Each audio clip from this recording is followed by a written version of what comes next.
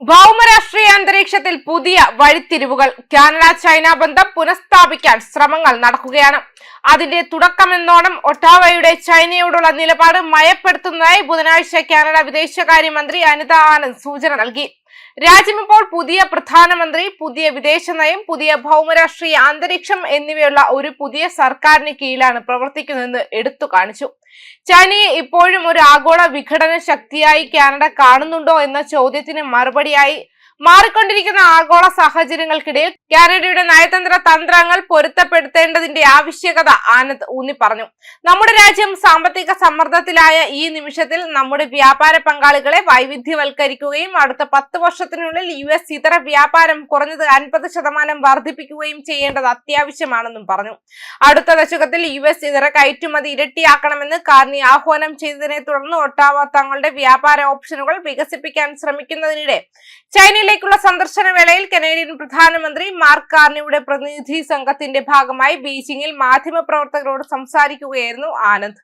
ദേശീയ താൽപര്യങ്ങളിൽ ഉറച്ചു നിൽക്കുമ്പോൾ തന്നെ വിതരണ ശൃംഖലകൾ വൈവിധ്യവൽക്കരിക്കാനുള്ള ശ്രമങ്ങൾ കാനഡ തുടരുമെന്ന് കനേഡിയൻ വിദേശകാര്യമന്ത്രി കൂട്ടിച്ചേർത്തു. സൈനിക സംഘടനകളിലും ആഗോള സാമ്പത്തിക ക്രമത്തിലുമുള്ള മാറ്റങ്ങൾ ചൂണ്ടിക്കാട്ടി സമീപ വർഷങ്ങളിൽ ഭൂരാഷ്ട്രീയ ഭൂപ്രകൃതിയിൽ ഗണ്യമായ മാറ്റം വന്നിട്ടുണ്ടെന്ന് ചൂണ്ടിക്കാട്ടി.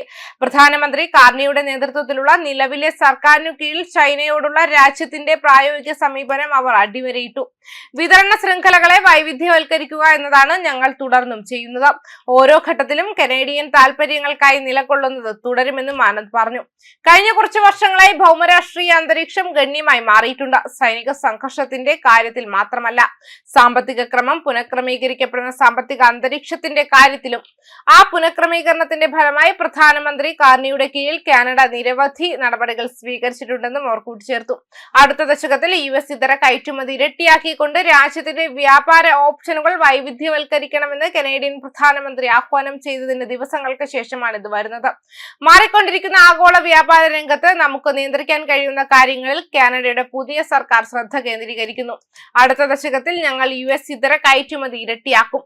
കനേഡിയൻ ബിസിനസ്സുകൾക്ക് പുതിയ അവസരങ്ങൾ ഉറപ്പാക്കുന്നതിനും കനേഡിയൻ തൊഴിലാളികൾക്ക് 10,000 പുതിയ തൊഴിലവസരങ്ങൾ സൃഷ്ടിക്കുന്നതിനും തിങ്കളാഴ്ച Xൽ ഒരു പോസ്റ്റിൽ കാർണി പറഞ്ഞു. ഏറ്റവും വലിയ വ്യാപാര പങ്കാളിയാണെങ്കിലും കാനഡ നിലവിൽ US നിന്നുള്ള കയറ്റുമതിക്ക് ഉയർന്ന താരിഫ് നേരിടുന്നുണ്ട്. 35% താരിഫ് നിരക്കാണ് അവർ ഏർപ്പെടുത്തിയിരിക്കുന്നതെന്നും വ്യക്തമാക്കിയിട്ടുണ്ട്. ന്യൂസ് ഡെസ്ക് കർമ്മ ന്യൂസ്.